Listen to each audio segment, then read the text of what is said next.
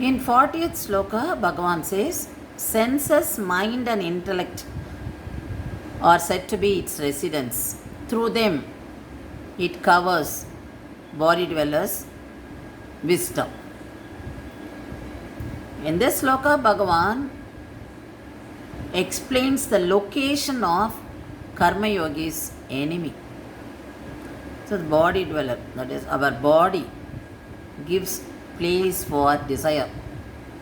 And we are providing residence for desire through senses, mind, and intellect. So, we have our enemy within ourselves. So, those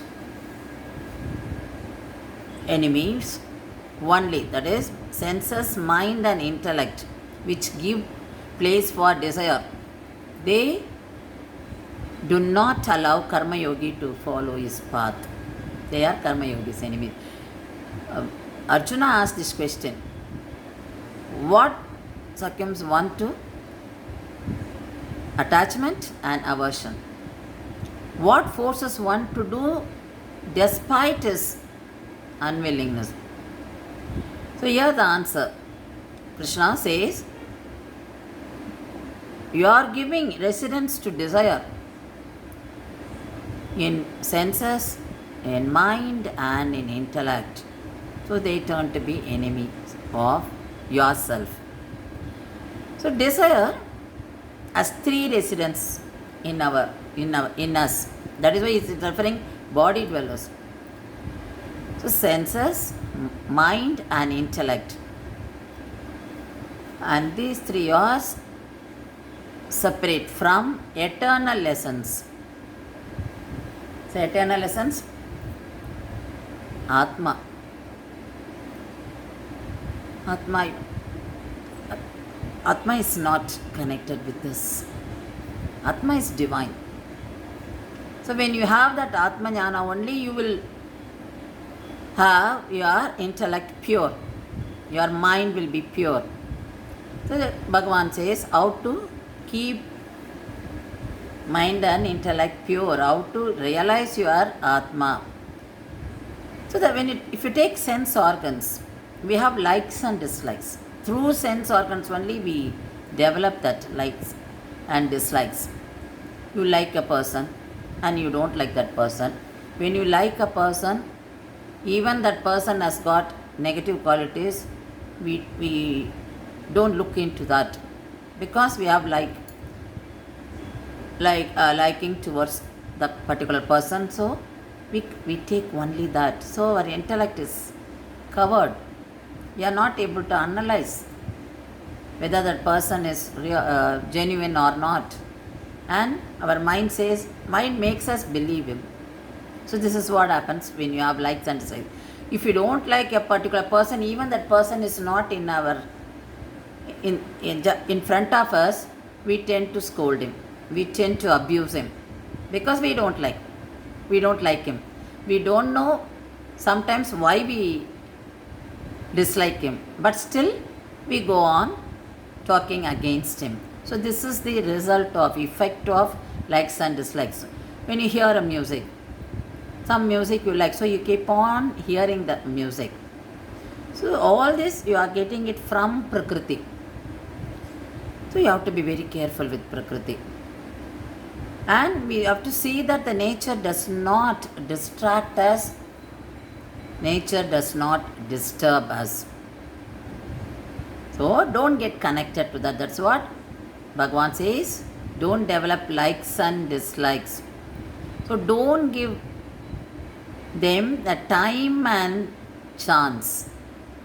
Because if you keep having thoughts of that particular object or what you hear or what you see, then what happens? The thoughts come repeatedly and develop strong likes for that. So you get attached to that. This is what happens to us. So Bhagavan says, don't do that. Don't give them time and chance. You don't get attached to that. Why do we get attached? Because of likes and dislikes. So don't allow thoughts in your mind. When we say, I like this, I like potato, I like music, I like this person, I like this sari, we say. So when you allow that I to enter, don't do that, because that becomes stronger. So don't have that I. When you get that I, because when I get attached to that particular object, then I say I like it. So don't do that. So even if there is no object in front of us, the desire will be there. Because when you like something, what happens? You just think of it, and sometimes you say, I think I should eat this because I'm thinking of it. I think I have to see the person because I think of it. So this kind of thought we have. So Bhagavan says, even if there is no object or there is no one in front of you, the thought is there. So that is what the desire does. You have desire, so the thoughts of objects come to our mind, and it disturbs us. So don't do that. So desires, don't allow the desire to be active. It should not be there in your mind, and you should not have thoughts. This, and if you take intellect, so when you have mind, you have sensed something, and you have developed the thoughts, then the intellect will act according to that only, because you have developed strong likes. So your thoughts are also stronger. So your intellect is covered. Intellect will not give you the alertness whether that is right or wrong. So you are losing the power of analytical thinking. So there will not be rationality. And intellect only takes decision on analysis and rationality. But you are covering the intellect because you are influencing intellect by your thoughts. So what happens? Intellect is not giving you, allowing that you are not using intellect properly. The intellect is also here, we can say that is polluted. So you are not able to analyze. So if you are like a person, we say, even if you have some negative qualities, those negative qualities are not, we don't consider them. We don't take them seriously at all. So we don't have that analytical thinking, because your intellect is influenced by your thoughts. So God says, don't have that thoughts.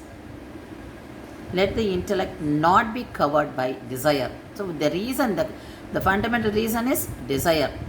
To have senses, mind and intellect covered by desire, and it ruins that person. So likes and dislikes, if you allow them to develop, then you will lose that analytical thinking. So remove them. Don't have any likes and dislikes, because the desire gets penetrated into our intellect. Then what is the use? God has given you the buddhi, but we are not using that buddhi because we have influenced that buddhi by our desires. See, intellect gives order to mind. If it is driven by, if it is influenced by good thoughts, good knowledge. That is why God says, go to the spiritual path. That is what? Karma Yoga. Go to the spiritual path and you get spiritual knowledge. Through this spiritual knowledge, you are feeding your intellect. You are giving good knowledge to your intellect. You get good thoughts. You get positive thoughts. You get thoughts of God. So what happens? You are thinking of the thoughts of God repeatedly come to our mind. So you have got only good thoughts. So naturally, the good thoughts will be allowing intellect to function on its own. On its own, it is good. But intellect has the capacity of analysis and rationality. But we are not using it. So desire is the fundamental, the basic reason for that. So don't go by desire and don't have desire. Because sometimes what happens when we look at the people, they do something wrong, but they will refer scriptures and say, why Krishna also married so many times, and this also happened in the Puranas, then why can't I do that? What's wrong in that? we come across such people also. So why those people talk like that? Because they've got into wrong thoughts, and their intellect is not able to analyze that, because you have put only the wrong thoughts. They are not able to identify what is right. So just justifying by giving the wrong answer. That is, they are referring scriptures and making themselves fools and giving. They think that they are justifying by giving reference from scriptures, but they are not so. They are not having that analytical power. That is why they are talking in that way. So God says, don't get controlled by desire, don't have desire, don't have likes and dislikes, and don't allow senses, mind and intellect to be the residents of desires. So here Arjuna has to come out of that. Don't you keep your intellect not influenced by desire. So give good thoughts. Now what should be your thought? Fighting for dharma. That should be a protect people. So that should be your thought. Then allow intellect to give you instruction. Allow intellect to give instruction to mind. Then the body will react. Then you will get up and do your work. So intellect gives order to mind, then mind will send the order to the parts of body. Then you will get up and you will hold the weapon and you will start fighting. So this is what Bhagavan says in this sloka.